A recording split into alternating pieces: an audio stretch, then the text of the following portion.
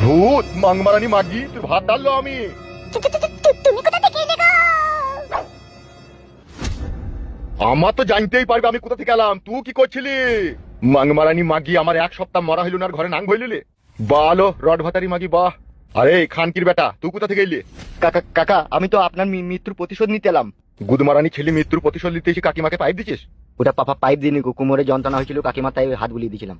সুরের বাচ্চা কি বললি তুই? বিশ্বাস না হয় আপনি কাকিমাকে জিজ্ঞেস করে দেখেন কেন। আরে খানকি ছেলে আমার কি চোখে তারা নাই নাকি? নাকি আমার বাল ফাল কিছু বেরোই নিবে? ওগো তুমি মরে গিয়ে কি করে ঘুরতে এলে গো? মরি গিয়ে আমি ঘুরত না হইলে তো তোর আসল চরিত্রটা দেখতে পেতাম না। তুই নোংরামো করছিলি কেন এর সাথে? আমি ভেবেছিলাম তুমি তো মরে গিয়েছো, তুমি আর কখনো ফিরে আসবে না, তাই তো প্রতিশোধ নেবার লেগে সেই জন্যই। তোর গোষ্ঠীর গুদমারি মো বাংমারানি মাগি আমি। খানকি মাগি আমি মরি গিয়েছি, আমার প্রতিশোধ নিবি নাকি? তুই ঘরে নাং ভরি বসে আছিস। তোকে কে বলেছিল কেউ ডেকে আনতে?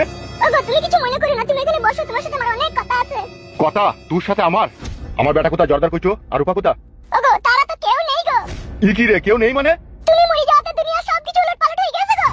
ই কি রে? আমি বিকাশ দত্ত, আমি মরি যাব? তোকে কে বললো কি আমি মরি গেছি? ওগো আমরাই তো তোমাকে চিতাতে পুড়িয়ে দিলাম গো, আমার চোখের সামনেই তো তোমাকে গুলি করে মারলো গো। ওটা আমার একটা সাজানো খেলা ছিল, আমি মরিনি সেই দিনকে। তাহলে না মরে মৃত্যুর নাটক করেছিলাম, যাতে আমার শত্রু দেখে আমি খুব সহজেই মারতে পারি। তুই নাং করছিলি কেন সেটা বল?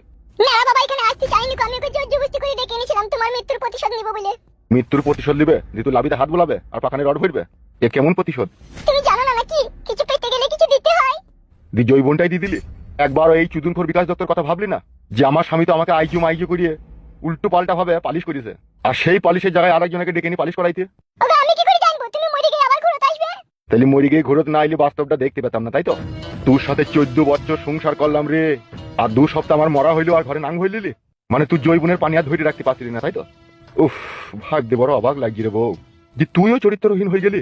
আমি তো ভাবতাম আমি চরিত্রহীন, কিন্তু এখন দেখি শালা না, সব শালা ঘুমটার ভিতরে খ্যামটা। এই সমাজের লোক কি শিখছিল তোদের মতো মাগির কাছ থেকে? কি শিখবে আর কি শিখাচ্ছি আমরা?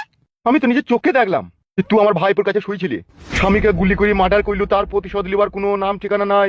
এইদিকে ভাইপোকে ঘরে ভরলি, বলাবলি করছিস। তোর ব্যবস্থা উটপাটাঙ্গা ব্যবস্থা করবো তোর আমি।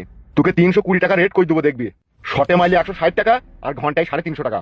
তোর কত কুটকুটিনি আছে কাটা কাটা দিয়ে মারিয়ে নিবি। মাংমারানি বিশ্বাসঘাতক মাগি বউ, এ কোনো ভাতারে 40ই করলো না, আর ঘরে ভাইপোকে হুলি হুলি লাগিয়ে দিল। বেশ খুব ভালো কথা।